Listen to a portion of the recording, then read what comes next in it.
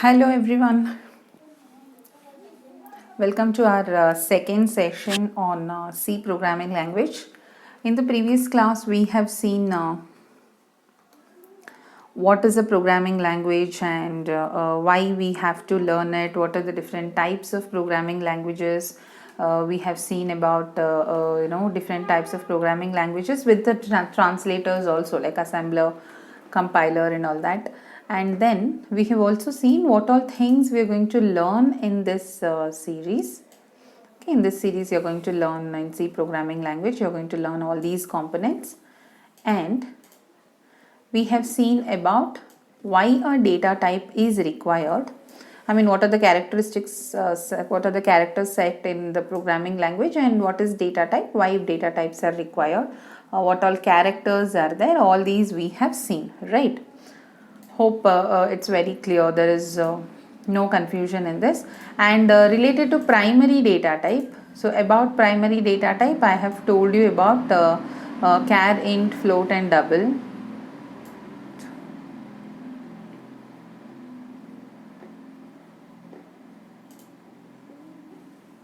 And in primary data type we have char, int, float and double, and for that also I have given the explanation. Char, int, float and double, what type of data it represents, how many bytes of memory is required, and what is the range of values that it can store. So all these information is explained in the previous class.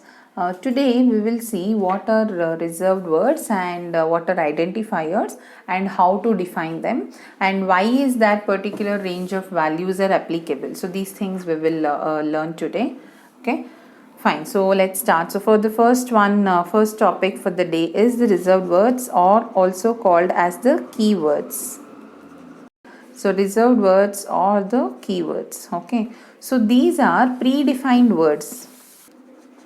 They're predefined, they have some meaning. Okay, so there are 32 keywords. Okay, there are 32 keywords in C programming language. What are these keywords is they have some predefined meaning, and say for data types, for some conditions, for return values and all that, some predefined words are there. These words, since they have a definition already, they have a meaning already in the compiler, you cannot give new meaning to it. Meaning, that is, you cannot use them as the names of your variables and constants. So you can give any name for your variables and constants, but not the reserved words. So as the name says, they are reserved. Okay, they are reserved with a specific meaning. Okay, so example is all the data type names, char, int, float, these are all reserved words. Okay, double, we have long, short, then signed and unsigned. So these things are called as modifiers for the data types. We'll see what it means. And then we have some if, else, for, while, for, and then while. Okay, all these things are void. It's not a data type, but it is a reserved word. So all these words which have a meaning defined to it already, so such words are called as reserved words. As I told you, there are 32 reserved words in C programming language. Okay, now what is the next thing that you need to know is identifiers. So identifiers is a common name given for variables and constants. Okay, so what is variables and constants? What are variables and constants? So you have learnt about what is a variable, what is a constant in various conditions, like in max subjects and all that you have learnt, right? So variable is something which keeps changing its value, right? So value keeps changing, so that is a variable. And what is a constant? The value remains unchanged. Okay, value remains unchanged, unaltered, unmodified, right? Whatever you want. So variable is something whose value keeps changing, and constant is something where the value does not change, it remains same. Okay, this is variables and constants. Now we are going to I told you the types of data that we can identify in C programming language. Now if I want to store some data, I need to mention what type of data. I have to create a variable, means I have to create a place to store the value, and I have to inform the compiler that what type of value I want to store. Okay, so that is to denote variables and constants with the help of a data type. So now we will see how to declare and define variables and constants. Declaration of a variable. Okay, so declaration of a variable. So what is the syntax is, you have a data type, you have to mention what type of data you want to store, and then give a name for the variable. Okay, variable 1, variable 2, like that you give any number of variables you can denote, and then end it with a semicolon. This is declaring a variable. Example, this is one type of declaring a variable. Another type of declaring a variable is giving value together along with the declaration, so that we will see it later. So this is how you declare a variable. Example is int age, comma salary. For salary I'll use just sal, S-A-L. So here this is int is a data type, right? Data type is int, means it is of integer type. What are the specifications of integer data type? I have given in the previous class.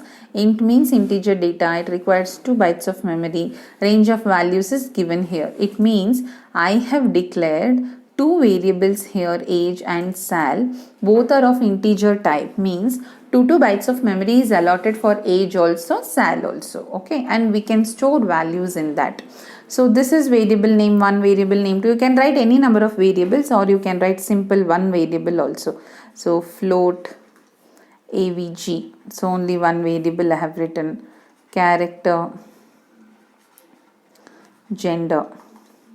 Okay, so like this you can declare a variable. So this is declaration of variable. Here we have declared single variable, whereas here we have declared two variables at once in one single instruction. So this is how you declare variables. Okay,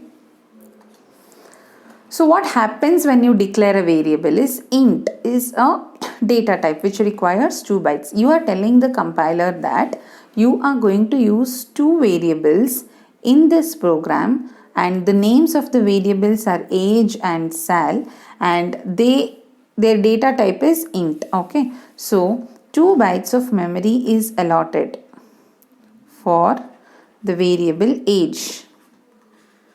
2 bytes of memory is allotted for the variable salary.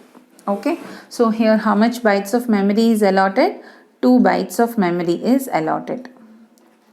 So when does this happen? When you are declaring a variable like this.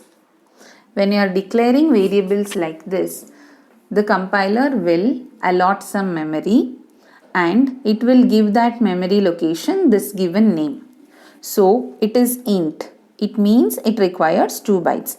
How many variables are we declaring? Age and sal. So at two different locations, 2 bytes of memory is allotted, and each location is given a name. Okay, so this location, this 2 bytes of area is called as age. This 2 bytes of area is called as sal. Okay, hope this is clear. Now we have stored some memory in this. Now how do you initialize a variable?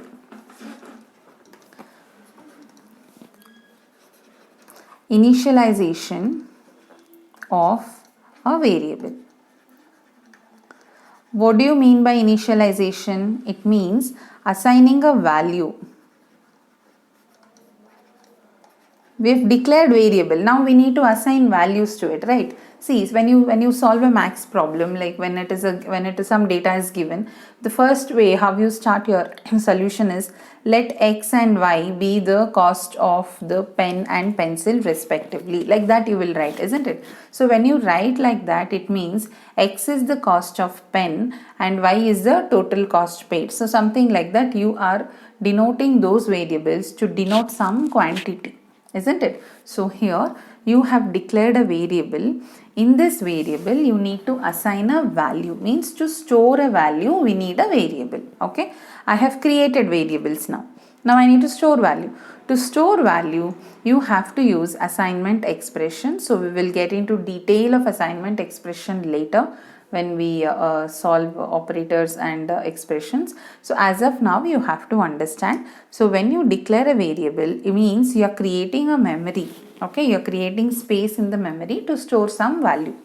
Okay, what all values are you storing? In this particular example, I am storing age of the employee and also I am storing the salary. Okay, so for these two things, two bytes are allotted at different locations randomly, and you can access these locations by using the variable names. Okay, so now initialization is assigning a value to a variable. Okay, assigning value to a variable or even to constant. So that is called as initialization of variable. So initialization means giving an initial value, but this technique is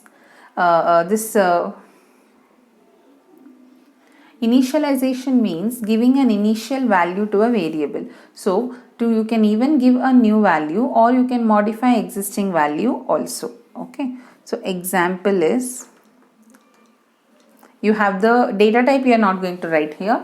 You will have just the variable name equals to value. Okay, you have to assign a value to a variable. Observe this carefully. So I will write age equals to say 20. Now when I give an instruction like this, age equals to 20, what happens is the value that is there in the right hand side of the equal to operator goes to the left hand side variable. So what happens when we do this is the value 20 gets assigned to the left hand side variable. Okay, so 20 is stored here in this age variable. Understood? So value whatever is present in the right hand side is to be given to left hand side variable. Now how do we give the value for salary? Salary is equal to some 25,800. We give like this. It gets stored in the left hand side variable. So the value that gets stored here is 25,800. Okay, so this is how you assign value to a variable, but you have to know how it is internally processed. This is a meaning, but how it is internally processed is this 20 is converted to binary. Okay, so 20 is converted to binary and the binary digits and stored in variable age. It will not get stored as 2 and 0. Okay, it will get stored in the binary format. Similarly, salary also, it will not just get stored as 25,800. It will get stored in the binary format. But we don't have to show the binary format here when we are explaining programs. Basically, 20 is stored here, 25,800 is stored here. Okay, this is one thing that you need to know, that internally data stored is always converted to binary and it will store the data. Now, there are certain can't you give 20 equals to age? No. So these are correct formats. This is how we initialize value to a variable. Now there are wrong forms, like say in mathematics, like we can write a equals to 5 or 5 equals to a also, isn't it? But that is not possible here. To initialize, you should always write in the left hand side, you must have variable. Okay, and in the right hand side you must have the value. So this value gets assigned to this left hand side variable. So that is how initialization of a variable is done. And here instead of value we can have an expression also. But as I told you, expressions, we will see how expressions are evaluated. As of now, let's stick to only this value part. Expressions are evaluated and the results will be assigned to the variable, which we will see later under operators and expressions. Okay, so as of now, you need to only understand how to declare a variable, how to assign a value to the variable. And when I told you that you have to give a value to the variable, suppose I have two variables like this. Okay, so suppose I have int a comma b. There are two variables I have declared. Now for both a and b, 2 bytes of memory will be allotted. If I want to store a value in these variables, suppose both variables I want to store 10. Okay, I cannot give a comma b equals to 10. Like this I can't give. It has to be a single variable only. Okay, so in the left hand side you should always have one single variable only. You cannot have multiple variables. And in the right hand side also you can have single value only. You can't assign multiple values to a variable. At any given point of time, a variable can store only one value. So basically, if you want to store 10 in both the variables a and b, you cannot give like this. You have to give a equals to 10, b equals to 10. Okay, and if it is assignment expression like this, means you are initializing a variable, you can also give a equals to 10 comma b equals to 10. But as of now you don't have to bother about this. Stick to this first part wherein a equals to 10 and b equals to 10. So this is called as compound expression, which we will discuss a little later. Okay, so this is called compound expression, where you can combine two simple expressions by separating comma. This is going to help in reducing the execution time. Okay, so these things we will discuss later. As of now you have to know a equals to 10, b equals to 10. So in this case what is happening? We have two memory locations, a 2 bytes and b 2 bytes of memory is allotted. Then a equals to 10 means 10 is stored in a, then b equals to 10, again 10 is stored in b. Okay, so this is declaring a variable and assigning value to a variable. So after assigning 10 to a, can I change the value? Yes, you can change. Later you can give a equals to 5. Now if you give a equals to 5, you have already given a equals to 10. So a has 10 in that. Now if you give a equals to 5, previous value gets replaced by new value. It doesn't get added, it doesn't get subtracted, it just gets replaced. So previous value is erased. What is the new value? 5. Okay, so when you are writing an expression like this, and this is called assignment expression basically. So when you are assigning a value to a variable, make sure that what is its previous value, do you really want to do this modification, and also make sure whether you want the previous value or not. Suppose you want the previous value also to be stored somewhere, you need to create one more variable and store it temporarily. Okay, but right now we don't want the previous value, we want to just update it, modify it with the existing latest value. Then we can give like this, a equals to 5. Hope this is clear. This is about initializing, declaring a variable and initializing a value to a variable. So I am let x equals to 5, we write in mathematical solution. Similar to that, this is also let a is an integer value and I am assigning a as 10. So that is what it means. So when you are assigning and initializing variable, when you are declaring and initializing variable, you can also combine it. Okay, so that is declaration and initialization of the variable can be done in a same step. So example, int a equals to 10. So here what have we done? This is nothing but declaration. I have declared a variable, means I have informed the compiler that I am going to use a variable called a and it is of int type, and then I have initialized it, means I am telling the compiler to give an initial value of 10 to the variable a. These two instructions can be combined into a single instruction as int a equals to 10.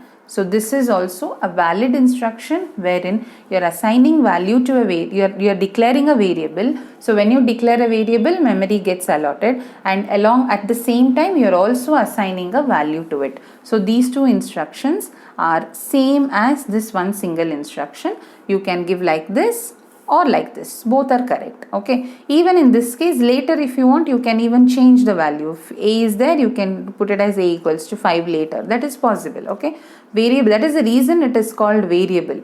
So variable is an entity whose value might change throughout your program. Now I have given 10, later I can give 5, again I might give 10, and then later I can store result of some calculations also. So whatever value I want, whenever I want, I can change in a variable. Okay, so that is why it is called variable. Its value varies throughout the program. Hope it is clear. Now this is integer variable. If you have float variable, float means you know it is decimal value. You can give float rate of interest, something like that. Okay, rate equals to 2.56. Like this you can assign. I'll give one more example. If it is a character variable, okay, if it's a character variable, I have given character ch equals to x. So for character constants, you must write this single quotes. Okay, single quotes, that is single apostrophe. This is required for a character variable if you want to initialize a value like this. So this is called a static initialization. We have dynamic initialization also, which we will see later, but as of now you understand this much. Say you can, I'll write one more example, char gender. Okay, and then we assign just a single letter here. I'll write M. You can't write an entire word here. This is not wrong. Okay, because as I told you, this char data type can store only one single character. So just store one character. Okay, hope this is clear. This is how you declare a variable and you assign a value to the variable. So next we will see how to declare and assign a constant. Declaration of a constant. So what is a constant? A constant is an entity whose value does not change. Okay, value does not change throughout the program. So you are going to give some value to it in the beginning itself, and that value will not change throughout the program. Okay, so since the value cannot be changed throughout the program, means this type of instructions are not valid. Like see, this type of instructions and this type of instructions, these are, where have I written? Yeah, so some value like this. Okay, once you assign a value, again second, third time assigning values are not possible.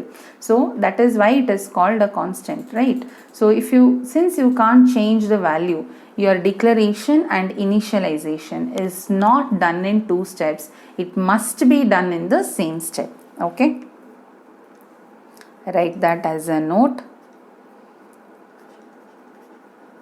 Value must be assigned. Value must be assigned during declaration. Okay, when you declare a constant, at the same time you have to assign value. It is must. Whereas see here, I gave you, while I am declaring a variable itself, I have given a value. Okay, so this also can be written as char ch equals to x. Like this you can write. This is declaration and initialization done simultaneously. Here it is done separately. Both are same, right? So if it is a variable, you can declare and initialize separately or together. But if it is a constant, like this, separately is not possible. You must give it together only. Okay, so example is, and value must be assigned during declaration, and then use const keyword. Okay, const keyword is used along with the data type to declare a constant. Okay, along with data type you must use const keyword. This const keyword can be written before or after the data type. So the order is not important. So I'll just give examples. Const int.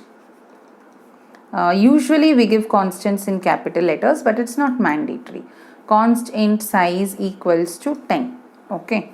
Or you can write float const pi equals to 3.14. Something like this. So here in the first example I have given const keyword first, then I have given data type. In the second example I have given first data type, then const keyword. So the order of the const keyword and the data type doesn't matter. So you can first write const keyword or data type as you wish, but then you need to have name of this identifier equals to value. Okay, now what happens is, again same thing, 2 bytes of memory is allotted for size, value 10 is stored in this, but what is the difference between variable and this constant is that this value cannot be changed. So later in your program, if you write an instruction where you write size equals to 5, you will get an error saying that.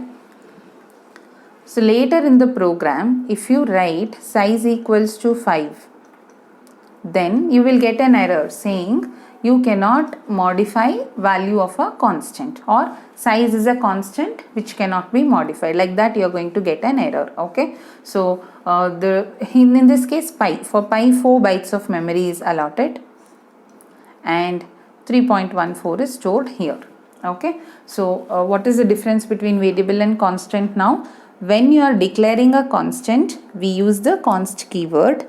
The order is not important. Order of the const keyword and the data type is not important. That is first thing. Second is, in a variable declaration, you can declare a variable then assign a variable. But in a constant, it must be done together. So that is the second thing. And the third point is, once you are declaring it as a constant, throughout the program, you cannot write any instruction wherein you can't use this as a variable, because this is not a variable, right? I told you that you must have in the LHS, you must have a single variable, right? Since here this is not a variable, you cannot write it in the LHS, as simple as that. So this is how you declare a variable and a constant, okay, to use in your programs. Now, how to use these instructions in our program to write meaningful instructions and how to write a full-fledged program, we will see later. But as of now, you have to know, in the last class you have learnt data types. What all types of data are there and what are the characteristics of each one. Today you have learnt what is variable, what is constant, what are reserved words, and these reserved words are cannot be used as variables and constants. So there are certain nomenclatures, that is rules for naming variables and constants. So these keywords cannot be used as the names for variables and constants. What are variables and constants? These are memory locations which store some values in it and which can be used later in the program for various calculations. What is a constant? It is some memory location where it has a name and it has some value stored in it, but its value cannot be modified. And what is variable? That is also some memory location given a name, and whatever value we are storing inside that, we can modify it any number of times throughout the program execution.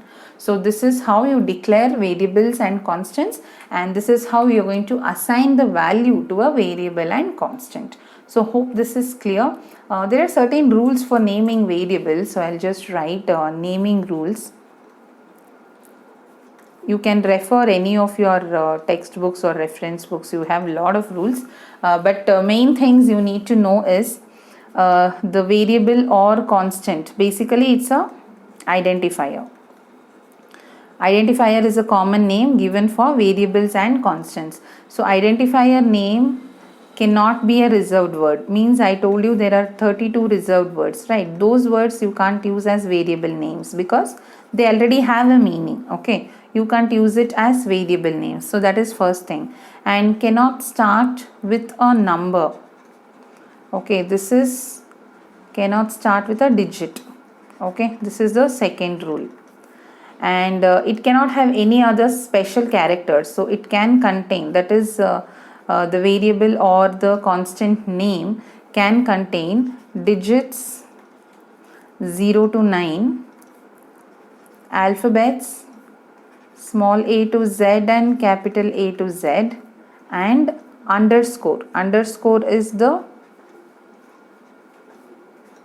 this character. Okay, only this underscore can be used, no other special symbols are allowed, and it cannot start with a digit, so it can start with alphabet or it can start with underscore. No spaces, no special digits are allowed. So example for valid names is you can have say salary.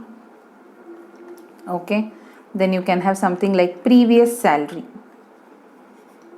This is one example. And then you can have rate of interest, like this. You can have age, so you can have an underscore in the beginning also, even this is a valid name. Date of birth, you can have date underscore of underscore birth, like that you can have. Then you can use numbers in the naming. Okay, you can write num1 comma num2, like this you can write. So these are all valid names. Okay, so these are valid names.